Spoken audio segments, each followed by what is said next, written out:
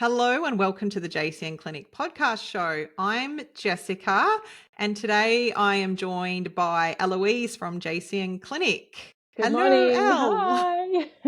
Hi. Hi, everybody. If you're a regular listener, you would have heard Eloise on the podcast late last year.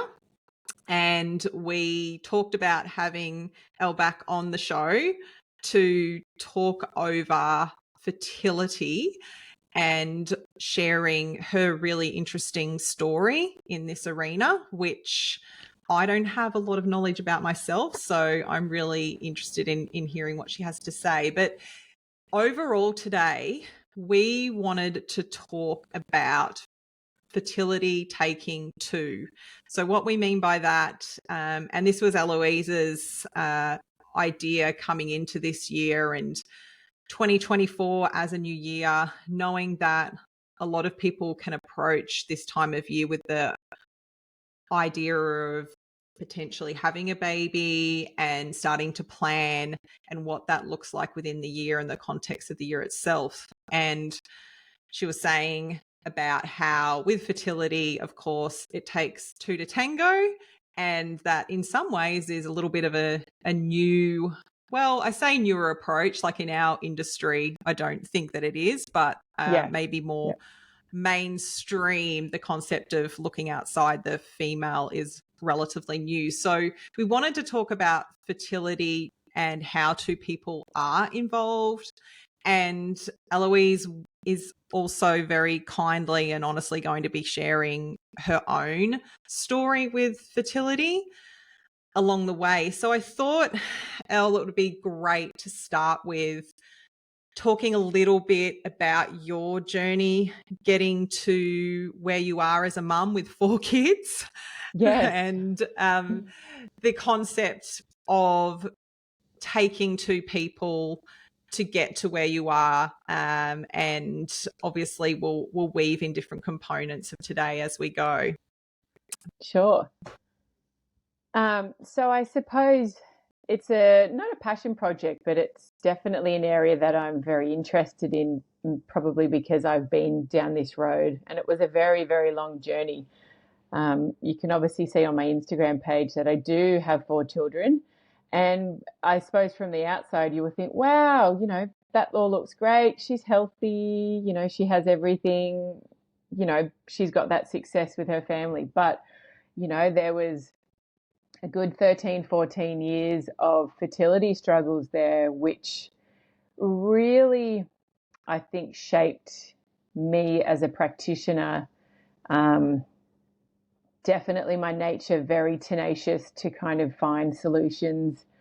I remember my fertility doctor saying, I've never met anyone like you before, like you are just relentless. But there was a goal and a picture that I had, and I just used to see this big family. So I wasn't going to give in that was the only option for me. And so I guess I made it my life's, biggest kind of decision that I was just going to go for this and kind of keep going and research and do everything I had to do. But I guess initially it kind of all came out that there was something else going on for me, because initially about 13 years ago, I'd had 3 consecutive miscarriages. And back then and I don't know if I think this is still the case, sorry, that they won't do any investigations until you have had those 3 consecutive miscarriages, which in hindsight you think, why? Like, I know that miscarriages is also something that is quite common, it's nature's way of, kind of not letting it go to that next kind of level. But the heartache that's still attached to that can be so hard for some people. And there's so many things that we can kind of do now with all the functional testing that we can kind of hopefully uncover a lot earlier than waiting for those 3 consecutive miscarriages to happen. So yeah, that was a pretty hard pill to swallow. And yeah, it's we did have that testing done. So they do a lot of like physiological physiological testing. So, the dye tests through the uterus, making sure there was no kind of structural abnormalities. For me, that was all fine. There was a couple of things that had come back with pathology testing. So for me personally, all my other labs were okay. But I did come up with a very common gene mutation that a lot of Caucasian people have called MTHFR, which basically it means that your body can't absorb folate in its active form, raises kind of levels of homocysteine, that sort of stuff. At the time, they didn't think that that was necessarily the reason for the miscarriages, but in the last kind of 15 years, there's a whole new wave of information coming through about that specific gene and what that means to the individual person, which has been a focus of mine specifically for me. My husband, his labs came back okay. He had a bit of a genetic mutation come up as a hemochromatosis carrier, which basically is elevated levels of iron in the body. But unfortunately for him, he doesn't fall into the classification of getting it removed from his system on a bi-monthly basis, which kind of leaves you in the limbo of, you and I know what a lot of women have their basic ferritin levels. When you're looking at someone with a hemochromatosis gene, you could be looking at anywhere upwards of 500 ferritin, which is huge. So, but it was interesting because those findings didn't correlate to any treatment approach from the specialists that I was seeing. So this was while unfortunate that I was going through this, very fortunate that I had started my studies and was able to support myself, do my own research, and apply a treatment protocol essentially to myself and my husband. And here we are with 4 children. But yeah, it was definitely a road. There's lots of other little bits and bobs in between. I've had every test under the sun. I had an ectopic pregnancy, lost a fallopian tube. From my right ovary, that was my overperforming ovary, where they could see where the egg had come from. So still had these tenacious eggs trying to come and fertilize, and that has what's happened. So yeah, a bit of a journey, but definitely a big learning experience for my practice, I think. Yeah, absolutely. And with you touched on it there with your husband and him having testing done along the way, and interestingly about the hemochromatosis, did you feel when you were going through this and having the testing done that it was with the respect of both of you, or did you feel like you had to push, knowing what you know, to have him also considered and looked at? Yep. Yeah. Definitely was a push on my end. And I have to say that even just after that first lot of bloods, he was never, ever followed up with anything again after that, which is quite disappointing because we know that sperm health can dramatically change and be very affected by lifestyle. And, that's such a good starting point for any kind of conception plan, is getting both of you checked, making sure that those really important components, so the sperm health is being checked and that's looking okay. And if it's not, well, what can we do about it? And then that other side of it, which is the female, let's making sure that you've got good egg health, your cycle is really well. But definitely there is such a focus of that now, of both parties coming in and getting that testing done and being supported for whatever their individual needs are.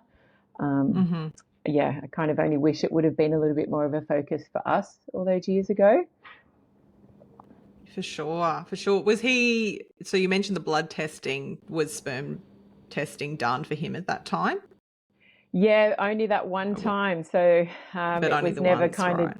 yeah, never checked again. And, like he's a tradie. So, we've got kind of exposure to different kind of, um, environmental factors for him, which I think depending on the employment for the male, getting that kind of routinely checked could be something that could be done if it is an issue of not falling pregnant sooner rather than later. And it's such an easy test. And they're very cost effective now.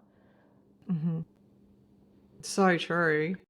So with you, with the hindsight of what you have been through in the past, and there'll be more that I'd love to hear there as far as what were, with the testing and the changes that were made. What do you think now when you look at couples as a practitioner who are keen to start thinking about getting ready for conception and starting to put a plan together? What do you think as far as the focal area and the steps that they can be starting to look at as a couple? And I guess the importance of this concept of the two people that are involved. I know we're talking very Yeah. heteronormative couples here, Yeah. Yeah, but I for guess sure. even at the end of the day, even if it's outside of that spectrum, there's usually a way that we still need to look at the quality of Absolutely. parties that are involved. So yeah, I'm just curious about your thoughts there. Yeah, for sure. I think that at the end of the day, it's, trying to get that body in a state of balance that, we're trying to kind of get those eggs and that sperm to kind of be in the best possible quality that we can. So, for me, I'm looking at, you know, prenatals for both 3 to 6 months prior to conception, getting on top of that metabolic health, reducing stress, getting those foundational nutritional markers up to date. So whether it's, checking if there's any imbalances, reducing, eliminating inflammation, um, checking if there's any allergies that have been undetected. Mm, You and I both know what inflammation can do to the body and the different ways it can come into the system. Well, inflammation also affects fertility and what that can do even when it's on implantation. So, really robust kind of testing to check that, yeah, those markers are looking okay. Your basic bloods, like your B12, your zinc, they're all up to date and they look quite healthy. Whether any kind of functional testing might also be an option if there is kind of a gut picture or some dysbiosis or some allergies, essentially getting that body to a state of equilibrium. And interestingly enough, a lot of fertility clinics use anti-inflammatory medication to to elicit that in the body. So, mm, um, as nutritionists, we know the importance of what anti-inflammatory foods can also do for your system, with a whole host of other benefits from consuming them as well. yeah, so true. So true. You mentioned then too about that time frame, like of 3 to 6 months. Like if you had an ideal scenario, and definitely with respect to people who are listening who are starting to put themselves in this category of wanting to plan, do you feel like there is an ideal time frame to start working on this and start looking at your health and the complete picture of being in the best state that you can for you and your partner? Sure. Yeah, definitely. I think in an ideal world, you'd say starting point of, 6 months before.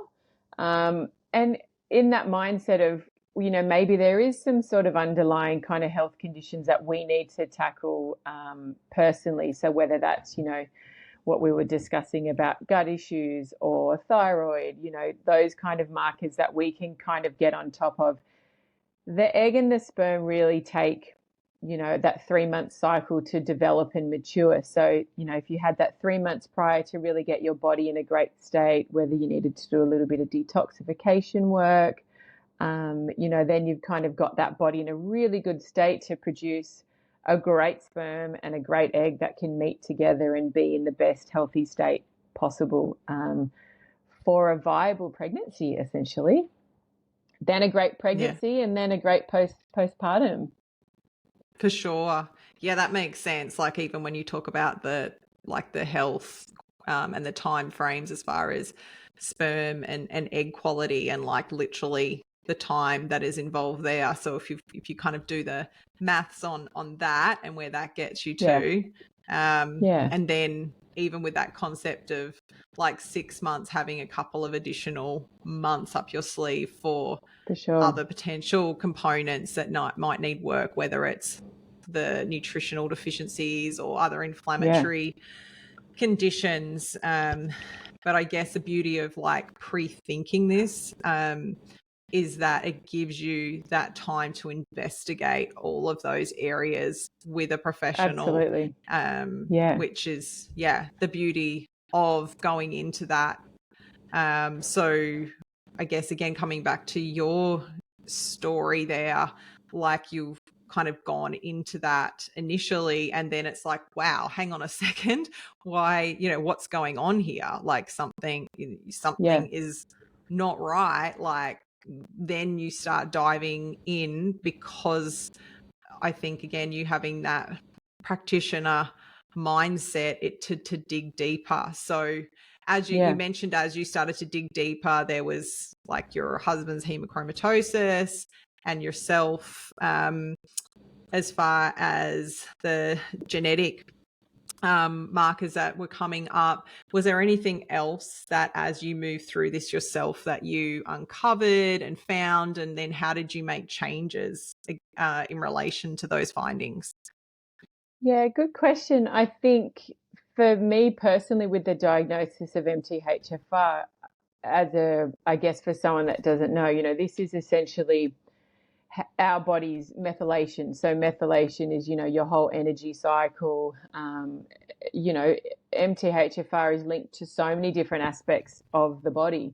So for me, it, while I was obviously just in my early stages of studying, it really defined and pushed me down an avenue of, well, there's no turning back here. So I know that this is not just something that's important for me to get to my goal, which was a pregnancy, but lifelong. So there was so Mm. many lifestyle changes that I've even adapted to this day. And, even just before we hopped on, I told you that I was in the sauna. So the things that are beneficial for me with this particular variant that a lot of people do have is, making sure that I'm having a nice fresh food diet, healthy eating, avoidance of synthetic folic acid, really supporting my liver and my detoxification pathways, which even when you hear those couple of points, you realize, well, hey, they're all really important factors for fertility as Mm. well.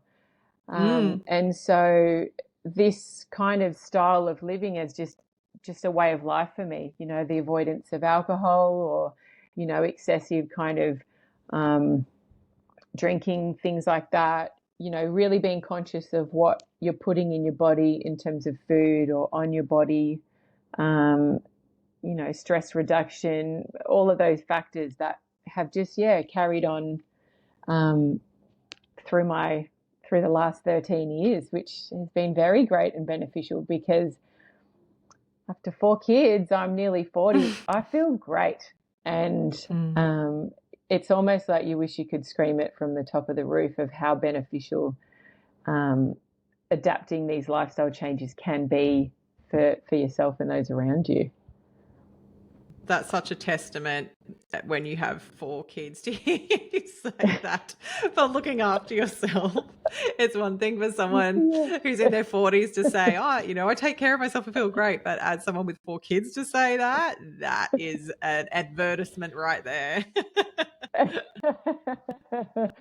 I probably definitely look my age, but no, I do. I feel like, if you sleep well, you wake up, you have energy in the morning, you've got a good mindset, and you can still exercise and, live a positive, happy life. Well, what are you doing? And yeah, those lifestyle changes have been massive for me.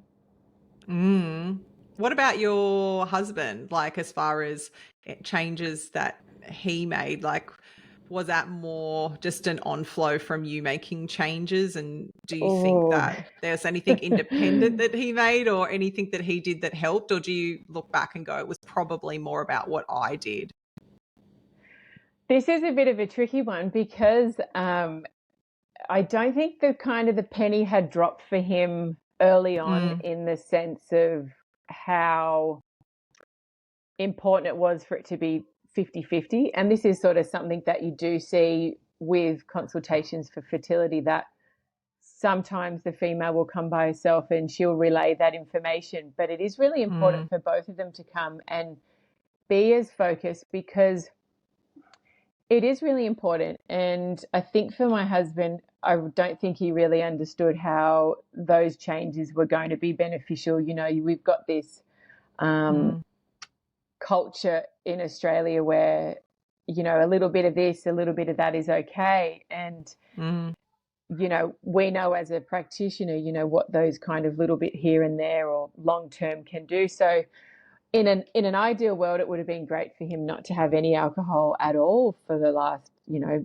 kind of 13 years. But you've got to be realistic to kind of where those each individual people were at. I think now he's really got it, and he runs marathons and he does challenges and he does 100Ks in 24 hours. So, and I'm like, oh, that's great. We've had our kids now.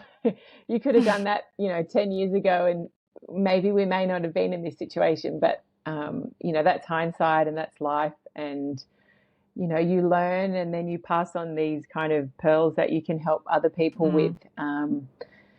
So, but yeah, he's my number one advocate and does follow everything to a T now. Yeah. No, that's And that's he really sees great. interesting. Particularly, yeah, like as far as the change. Yeah, it's so cultural and such a even just that social perception, which I think is Yeah, slowly starting to change. But it's just fascinating to hear like how his journey through it was in comparison to yours. And yeah, and then how his life sounds like it's changed over the years, more influenced by yeah, what you're doing. And then sounds like yeah, there's some things also himself there too, with training yeah, and so forth. But again, I guess that is all part of what really drives you in this space, as far as like considering all of the factors, and in an ideal scenario, being able to help people conceive and having literally both parties there in the consultation, yeah, and both parties yeah, being open to the right, what do I need to do, please, can you tell us, we want to have a kid this year, like what do we need yeah. to do, what are the main steps that we need to consider, like that's the dream. Yeah. That's the dream. Absolutely. Yeah. And, you know, I think sometimes people like it broken down, you know, and I think a lot of people are kind of after that extra help, that expert help, where they can say, okay, well, I've got to get this test and this test. Let's just make sure where we're at. Also, you know, detailed meal plans that are easy to follow, that are specific for Mm, fertility.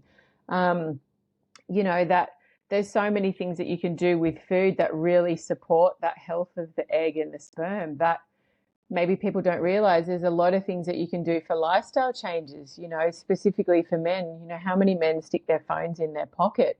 Um, you know, how yeah. many men are wearing underpants still, or, you know, riding their bikes? You know, those are kind of things that it all kind of adds up, and you kind of just need someone to put it into a package or, you know, a plan, and just say, look, let's reduce this, let's give this a Mm, go, you know, let's increase this. So I think definitely very passionate about this space and how it can be helpful, um, to a couple, even if you aren't or are going through fertility treatment, because more often than not, they don't offer this level of nutritional support. You know, you go in, you do your tests, they kind of lay it out for you what they're going to do, and it's often very stressful, very mm, expensive. And at the end of the day, they're working with what they've got in front of them. So they've got an egg and they've got sperm. Well, what can we do in those 6 months prior to make them the best possible quality to then give them to the IVF clinic to do their magic work on? And that's, I think, a Yes. really important message to get out more, that there's so much you can do prior to that, that you might even fall pregnant prior to kind of going down that road. So yeah, it's an interesting space, and it's a really rewarding space as well for me. Have you seen that? I wanted to get into that next for sure, as far as like once people start going down fertility support. But have you seen that with clients where they've got fertility help such as IVF on the cards, but prior to starting that, they're working with you with the intent of getting themselves as ready and as healthy for the IVF itself, and then through working on their health actually fall pregnant naturally? Have you ever had that occur? Yeah, I have. I've had a couple of those instances, and I've also had a couple that have kind of just had that idea in the background that they were going to do IVF, um, and then went through all the markers, got everything checked off, and didn't need to. And that's a huge relief, because it is a very expensive expenditure, and sometimes you might not be very successful the first time. But it obviously has a place in the fertility world, and we definitely need it. But it is very rewarding when you kind of, someone will send you a text message or an email and it's got that double line, and you get as much joy as I used to get, which is really nice. And they haven't had to go through all the needles and all the stress of raising the hormones and that other aspect of what IVF entails. Because while I didn't necessarily go through an IVF cycle, I still did the early management for each pregnancy. So it's essentially 12 weeks of a lot of needles through the tummy, lots of blood tests, Right. Which, as someone who's very level-headed and kind of is in the game, who could really watch how I was reacting to it, it was a lot, and I guess you could say I was a seasoned campaigner of blood tests and scans and stuff. But for the average woman who is new to this, it's very, very hard, very stressful, waiting for those levels to double, checking to see if there's a heartbeat, maybe not seeing a heartbeat, going back 3 weeks later. The mental load is really hard. So if you can avoid that, for anyone, I think I'd love to be able to do that for somebody. Yes. Yeah, so true. And I know even like some women in particular, I know I've seen this with clients who have been through hormonal issues and had hormonal problems prior to thinking about pregnancy, and have been working with myself or other practitioners at the clinic for a couple of years, and then they're starting to think about fertility.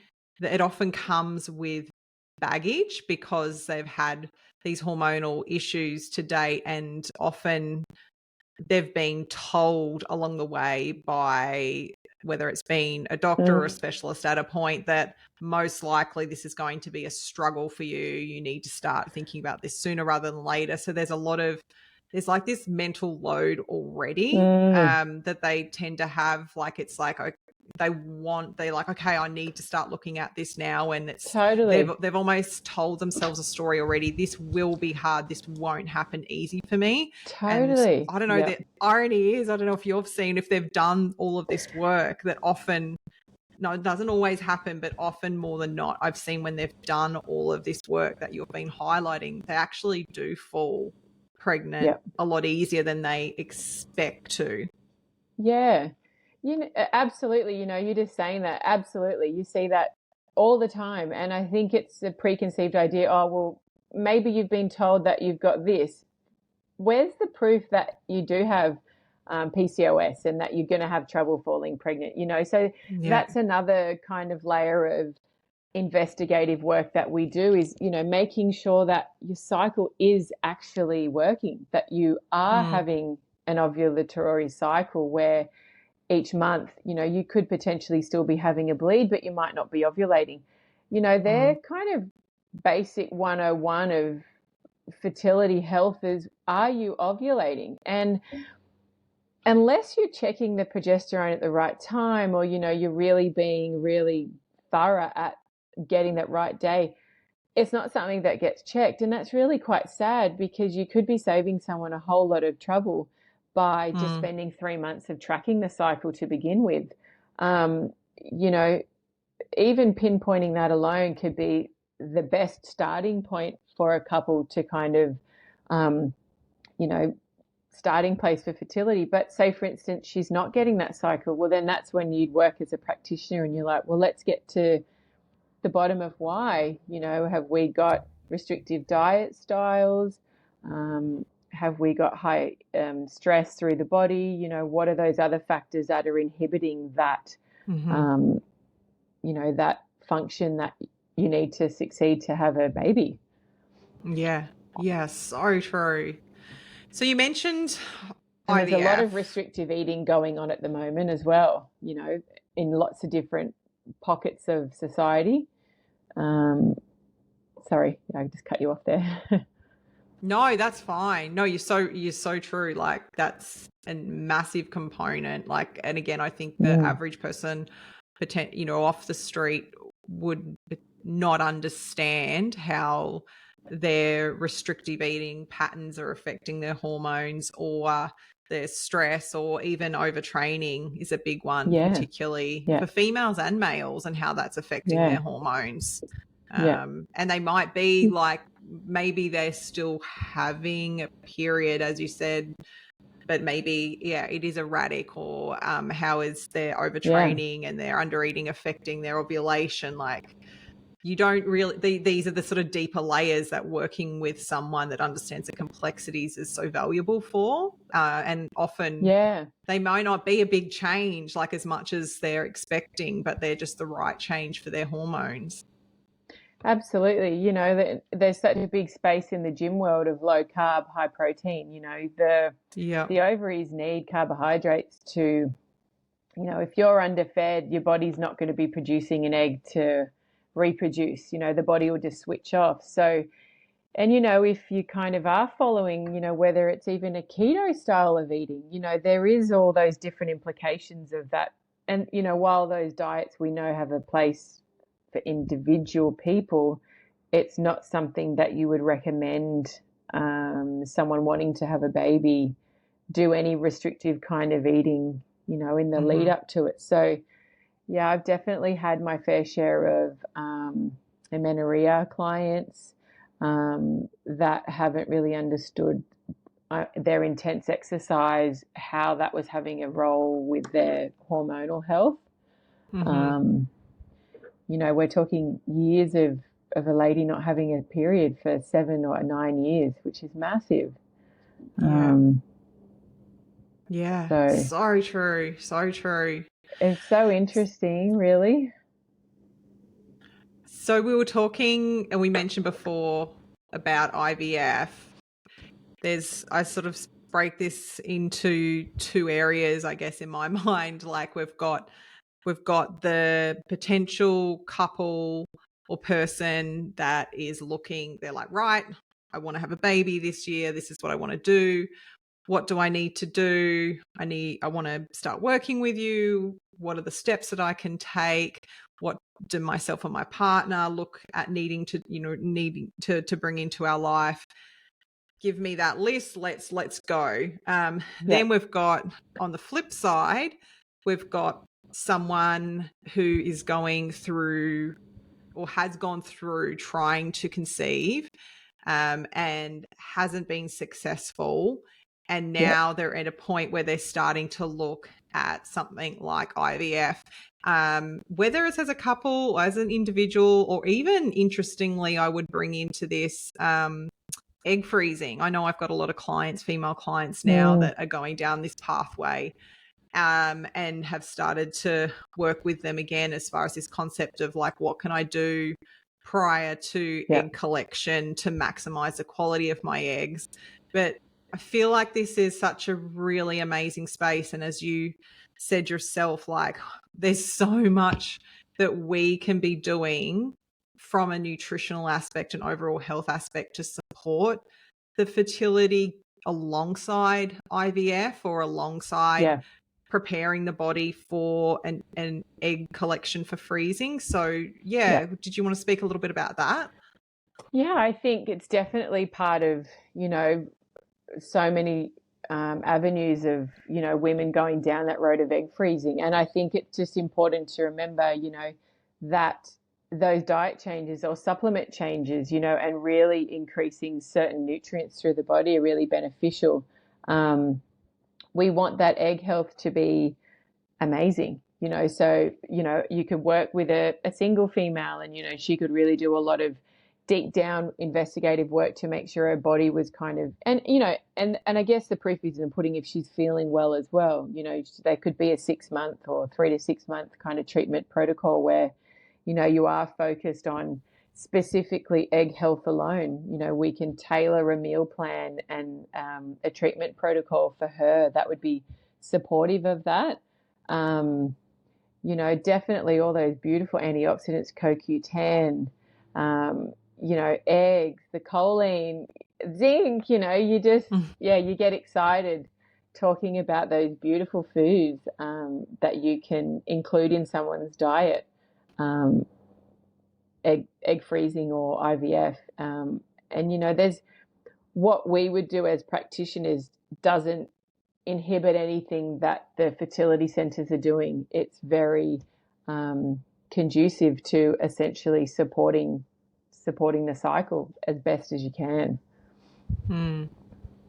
For sure. And I imagine the other side of what can be done here, as you were saying before, this area, even yourself with what you did say you went through, there's a lot of additional stress, like a huge load of stress with going through anything in this area. So as a nutritionist, like, yes, there's the food and the supplemental component for the quality of the egg and the sperm for the male, but there's also a layer of what can be done to support the body through the stress. And I gather support as well. Like, have you worked with women who have been going through this process? I have, and it is a tricky one. I feel like, because I think sometimes with IVF, clients will just think, well, that's the key to success, and sometimes you've got to kind of let them go down that road and wish them the best. I think with scientific stuff we think, okay, well, we're going to get there with this, and unfortunately sometimes it isn't successful, and that's heartbreaking and it's really sad. So then you might get them come back to you and we just kind of work on what we can do to support the body and kind of rebalance those hormones again and just recalibrate everything again, which is hard to do with IVF cycles, where you're overstimulating certain hormones, you're trying to reduce this. It is trying to just, from a practitioner point of view, recalibrate that body again. But, that really supporting of that mental load is such an important part of, I think, a fertility journey, which is often overlooked. It's a hard one. It's really upsetting sometimes. I imagine it would be something that, as far as your experience and going through everything that you've been through, would be really, really valuable to bring to the table and work with clients in this space. Like, obviously there's so much passion that you have for it, but just, like understanding the depths of the stress and the mental load of this and the nuances, because I feel like from a medical model point of view, there's right. And like, they're going in, they're having their IVF and they're going through that process, but it's just there. You're in there, you're there to get it done. There's not really a support team around you for any kind of load. You're not another number, but I guess you kind of, you're not explained the ins and outs of it. I was nearly Mm. upping almost on up to double digits for miscarriages. And, in the end, you become your own advocate for what works for you. And I really like to share that with my clients, because you take on face value what a specialist says to you. Yeah. And, even say, for instance, I know that I can say about folate and the active form of folate. To you, I could say that to you from a specialist, the top guy in Australia was still recommending that I take 5 milligrams of folic acid, Mm-hmm. which, it's a lonely space in the infertility world. And I think having been through that experience, you can really work through that. And look, miscarriages might not be everyone's journey, Mm. but at least preparing them for the word nuances it's spot on. It's exactly kind of, oh, sorry, Mm. my phone's, You're right. hang up that. Sorry. Just subtly prepare them for this journey, I think is important. Mm. Yeah, so true. The other thing I thought of when you were saying that too about the miscarriages, I don't know whether I feel like we might have touched on this in our last podcast chat. Yeah. It's also an area as women, or even I shouldn't even say as women, like I just think in general with pregnancy, it happens so frequently and it's just not Yep. also given enough attention. Like I know with working with clients and seeing them initially start looking at conceiving, I see how often it happens. And I Yeah. think, I don't know what your thoughts are, but I feel like there's also a bit of a skewed understanding of the frequency of how many women have a miscarriage and then go on to have children. But yeah, like I don't feel like it's still to this day talked about. And I Yeah. don't know whether, like, as someone like just being open, I haven't experienced a miscarriage, but I don't know whether it's also when you go through that because it feels so private and it's not something that you want to talk about. But I don't know, like I just Yeah. feel like it doesn't get the attention that I feel it deserves. So when women do have it happen to them, Yeah. I see with clients that they just feel this sense of like, what did I do? What did I do wrong? And it's like, Yeah. no, you didn't do anything wrong. Like this happens more than you realize. It's a really good question, because it is it's an interesting topic, because yes, it is very common, but there can be underlying sort of issues. I found personally that, when you have one, I'm really sorry, it's just bad luck. Once you kind of get onto multiple, you'll end up kind of withdrawing and not talking about it, because there are other levels of, I don't know, I think sometimes people don't know what to say. They mean well. How do you kind of really support someone, that's going through that or has gone through that? And, people pull back and, you might not be as social as you used to. It is a tricky space. And I'm finding there's a lot more people on social media now really talking about it, which is so brave. That wouldn't have been something that I could ever do. I really don't know if I had shame as a practitioner, but I think, just, well, why is it happening? And it is part of life. It's, the life's way of, making sure that the human that's born is, well and healthy and that sort of stuff. It's, but yeah, it's a tricky one to talk about. I think the other thing that doesn't often get talked about is also, well, you have a miscarriage, what happens afterwards?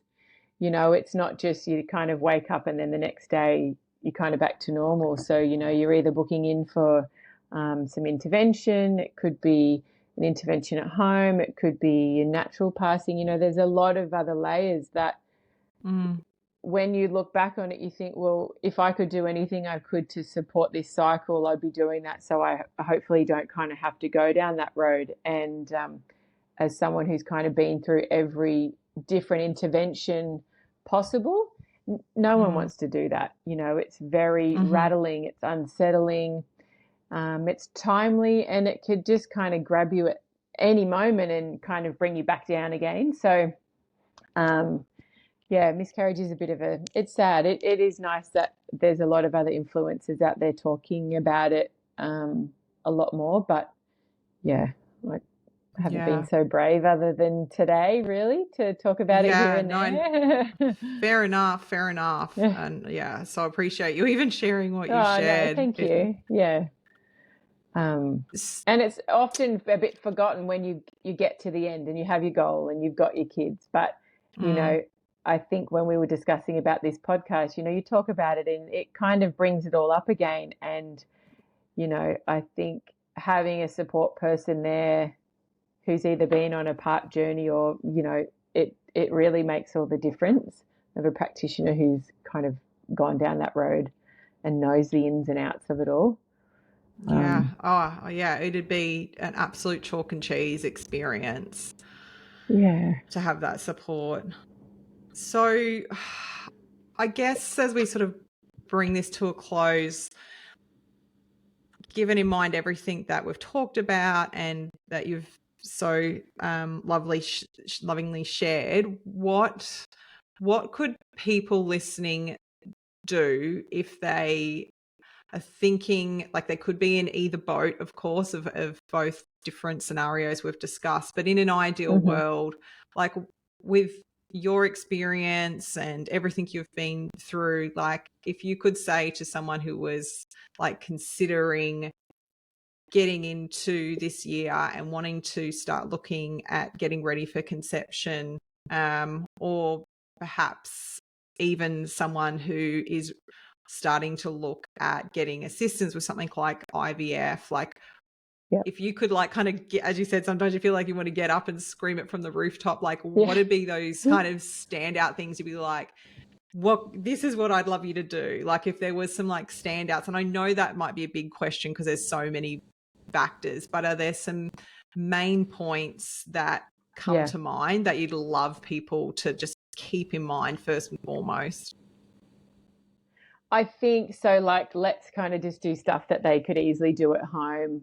Ideally, you'd love to see them for a consultation, but let's just say like a couple of starting points would be watching the food that you're putting into your body, where it doesn't have to be, well, ideally organic, but, not everyone can afford that, fresh, wholesome foods, real food, not those ultra processed foods. So cleaning up the diet and being as well as you can with, good nutrition. The second thing, which is kind of, I think maybe a bit sort of missed, is vaping, smoking and drinking. They've got their own, obviously nasties along with them, but vaping is just as bad as smoking. Alcohol is just as bad as smoking. And there's, they're kind of, so reducing the intake of alcohol and obviously stopping smoking. Thirdly, I think is looking at what products you're putting on your body and you're using around your home. So, it's a great way now is to kind of, finish up what you've got, have a look at those products, whether they're the heavily scented things, candles or, sprays. Coles and Woolies have amazing natural cleaning products now. We know that what you put on your body and what you use in your house is now being shown to be seen in the bloodstream and can even be passed on, through the baby as these, forever plastics and chemicals and stuff like that. So keeping it as natural as possible with what you use in the house and on your body is a great starting point. So, great food, reducing alcohol, stopping smoking, and endocrine disrupting chemicals and body products, I think. I love it. Absolutely love it. And then come and see me for a consult. Exactly. Now, I tell you what, though, those 3 points are so like big. You know, we often talk about all the time this sort of concept of foundations, but just those 3 areas to really clean them up. And both people, again, coming back to this idea of like 2 to tango, not just 2 to one of you tango. doing it, but both of you doing this. I was sort of Yeah. like thinking of my husband, that when he gets in the shower to clean it, he jumps in with a bottle of like spray bleach and just sprays the whole shower down while he's in there, just absorbing it through his skin, you know, like Yeah, and you know, not ideal. not ideal. And sometimes, you know, you just have to, you know, check yourself again and be like, oh, hang on, what is in that? What am I Yeah. using? You know, and Yeah. often you can make a really easy spray with your vinegar and your leftover orange rind or lemon rind, you know, and essential oils, and they're often so much cheaper. So, yeah, sometimes we just need to remind ourselves. Plastics as well, no more plastic water bottles. You know, I think that's a huge one. I probably, if I could pick 4, yeah, avoiding plastics as much as possible. Yeah. Yes, so true. So you also mentioned obviously seeing yourself, like I think anyone listening today who's interested in this topic, if we could even call it a topic, interested in wanting to maximize their fertility and in any of the areas that we've talked about, like I would be like, oh my God, Eloise, I need to go and see her. So we have put together a package specifically with this in mind. And what we've done is we've put this together with the intention of focusing on both people involved. So it's a couples package. And that doesn't have to be like, Eloise and I haven't even discussed this, but, you know, we say a couple in most, you know, is it going to be like a heteronormative couple booking in? Great. If not, fine. Like whether it is just yourself, or whether any situation, like I don't want to be, you know, obviously exclusive, because we understand that this could be, again, any type of situation, but we do want to put attention onto the fact that it needs to be ideally outside of just the framework of all of this being just on the female's shoulders. So this package is about a focus on fertility for all parties involved, let's just say, but most of those situations, of course, there's going to be a sperm and an egg. So we want to make sure we're maximizing the health of the sperm and the egg and the parties that are involved in the pregnancy. Wow, I sound like I'm trying to be so PC with this explanation, don't I? Oh, it's hard.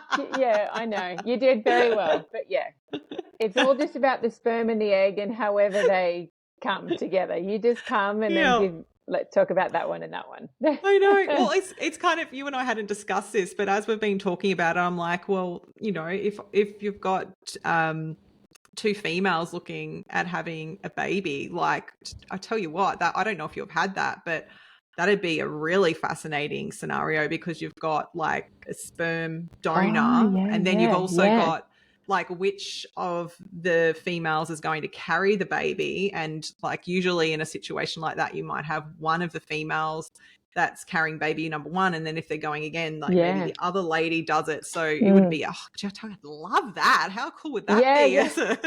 So all welcome, ladies, all welcome. If that's you, I'm sure Eloise is like me, would be like, that'd be so cool to work with. Yeah, you know, and I'm just even thinking, oh, well, if there was something that we knew that needed to be worked on a bit longer, and, you know, the other one wanted to put her hand up because her health was a little bit more at that beneficial place for the moment, you know, then we could work on, the brain working.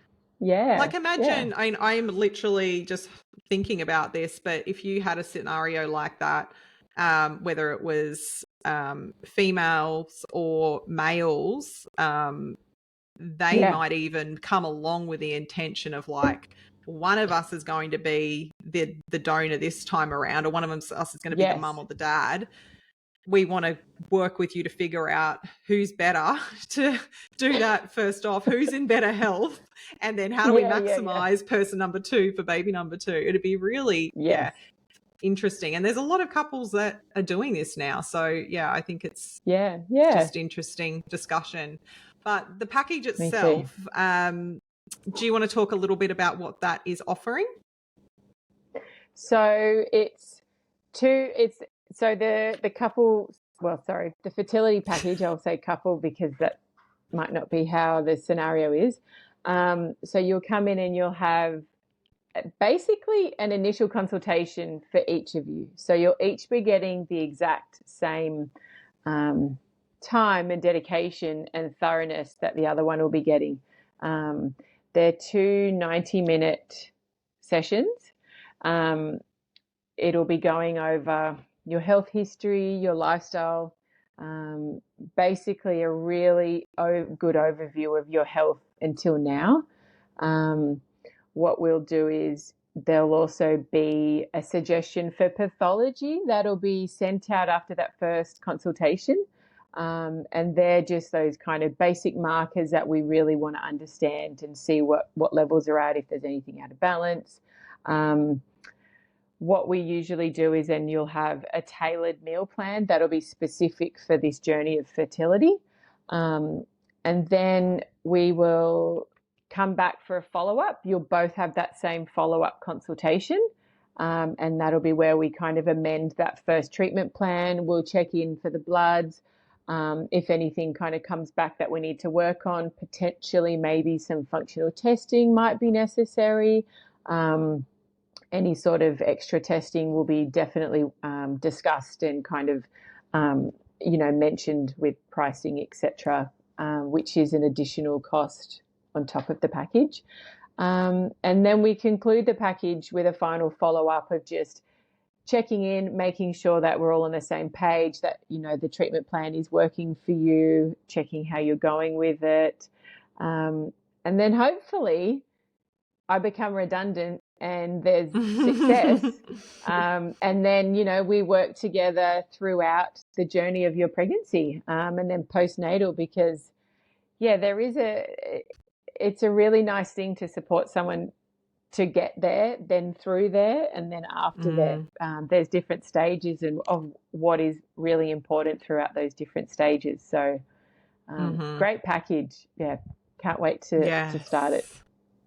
Yeah, I'm so excited about it. I think it's going to be a really lovely package to offer. And I really hope that people who are listening to the podcast have taken everything on that you've said with respect to how something like the package, or even if they're wanting to start with those foundational changes that you mentioned, like how powerful they can be, but to have that additional support of a practitioner, and particularly someone like yourself that's just got so much experience in this area, can be so valuable. And I do think, again, I know I've already said it, but I know if I was in that person's shoes, to have someone like yourself in my court that I could rely on beyond nutrition, as someone that like really understands what I'm going through and knows the right kind of, it's like, the right things to ask, those kind of in between components. And as I said before, those nuances of what to expect and where. And like that is something that is beyond a qualification, or a piece of paper. As a nutritionist, that's life experience that you're bringing to the table there. And I think what I would have loved is some correspondence between my specialist and myself. Like I wish I would have wrote myself a letter, and and we know as practitioners, when health professionals work together, you get better outcomes. And I think that that's got to be the way forward with health, is everyone having open dialogues about what we're trying to achieve essentially for the client is their health. So the more we talk and discuss, I think the better. So that's also part of the package as well, is the, correspondence with the specialist. So we're all on the same page of where you're at and what we're doing for you. Yeah, absolutely. Wonderful. Well, I will make sure that the details of the package are in the show notes, and you will see the package on the socials too. So you can head to the JCN pages on Instagram or Facebook, and obviously mine and Eloise's Instagram, but we'll make sure all of the details are there. Did you have any final thoughts that you wanted to share before we finish up? I think just, yeah, be gentle with yourself on those that are on this journey. You know, it can be a long journey. So just being practical of, you know, what you can do, you know, what's in your realm of what's accessible for you. So, you know, you might not be in that space where you can do a package at the moment, but there are those little simple things that you can try at home and just clean up those things that you know, whether it's knowing that you've got a sensitivity or an allergy to a food, you know, just being a bit more conscious of what you're doing with your body, I think is a good starting point. Yeah, just be gentle. Perfect. And yeah. No, do some perfect. research as well. Yeah. Thank you so much. Like, I can't thank you enough for obviously sharing your own experience too, because it takes a lot to open up and be vulnerable about that. So I really appreciate it.